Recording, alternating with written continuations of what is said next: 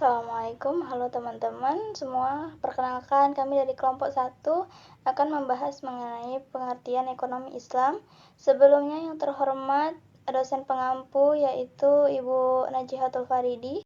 Perkenalkan, saya Nurjana sebagai moderator dengan NIM 240201010.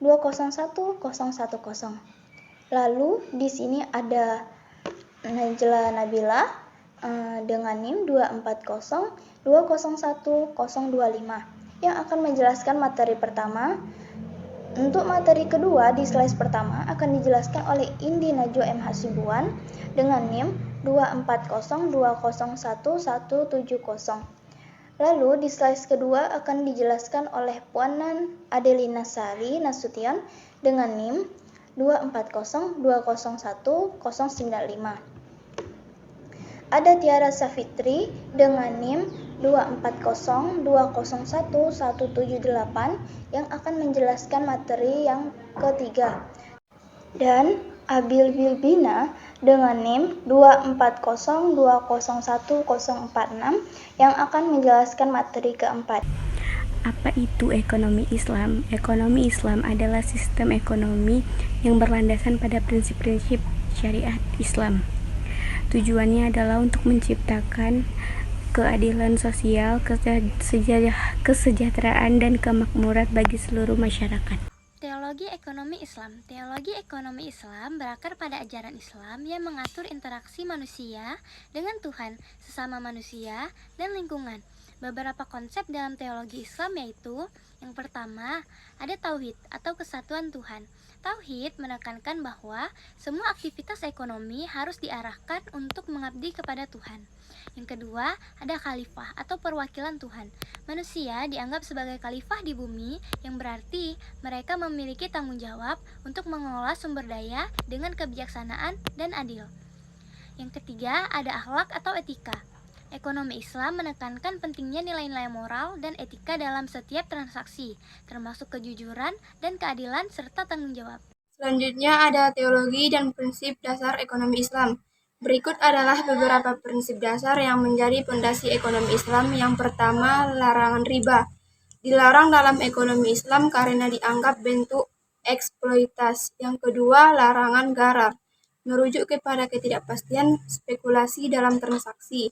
Yang ketiga, zakat, berfungsi sebagai mekanisme redistribusi kekayaan dan membantu mengurangi kemiskinan.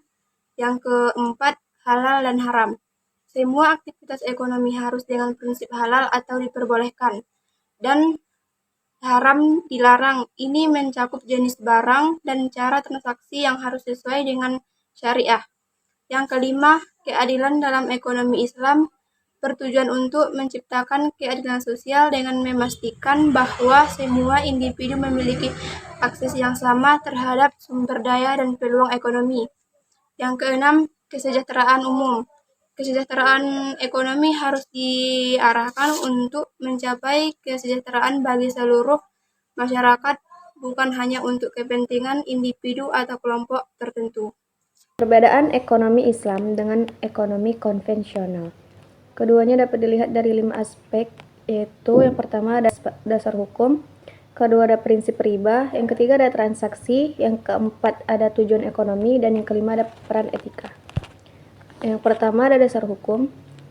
Dalam ekonomi Islam, dasar hukumnya berlandaskan pada Al-Quran dan hadis dengan prinsip-prinsip syariah yang mengatur semua aspek ekonomi. Sedangkan dalam ekonomi konvensional, yaitu berbasis pada hukum dan regulasi yang ditetapkan oleh negara, tanpa referensi pada ajaran agama. Yang kedua, ada prinsip riba. Ekonomi Islam melarang riba atau bunga dalam semua transaksi keuangan, menganggapnya sebagai bentuk eksploitasi ekonomi. Terus, ekonomi konvensional, yaitu mengizinkan praktik bunga sebagai biaya pinjaman yang menganggap sebagai imbalan atas risiko.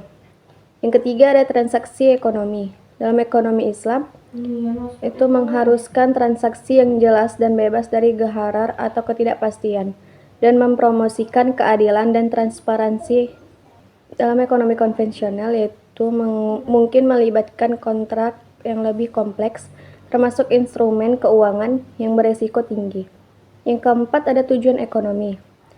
Ekonomi Islam bertujuan untuk mencapai kesejahteraan umum dan keadilan sosial dengan pendekatan yang beretika.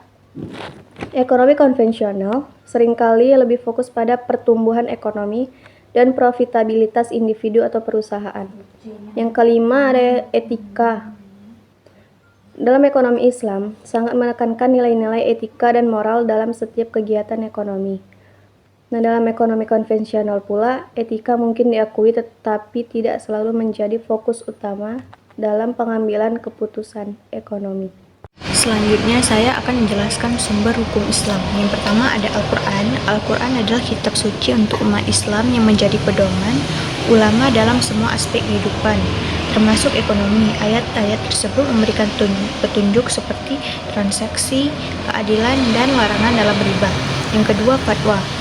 Fatwa adalah pendapat atau keputusan hukum yang dikeluarkan oleh seorang ulama atau lembaga yang berwenang mengenai suatu isu tertentu. Dan yang ketiga adalah hadis. Hadis berfungsi sebagai sumber hukum tambahan yang mengatur praktik ekonomi. Dan yang keempat adalah ijma. Ijma dapat digunakan sebagai sumber hukum ketika tidak ada ketentuan eksplisit dalam Al-Quran atau hadis.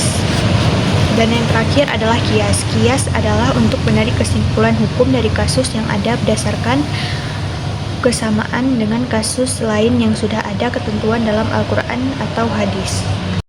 Nah, penjelasan tersebut kita simpulkan ekonomi Islam adalah sistem ekonomi yang berdasarkan pada ajaran Islam, khususnya prinsip-prinsip syariah yang mengutamakan keadilan, keseimbangan, dan kesejahteraan sosial.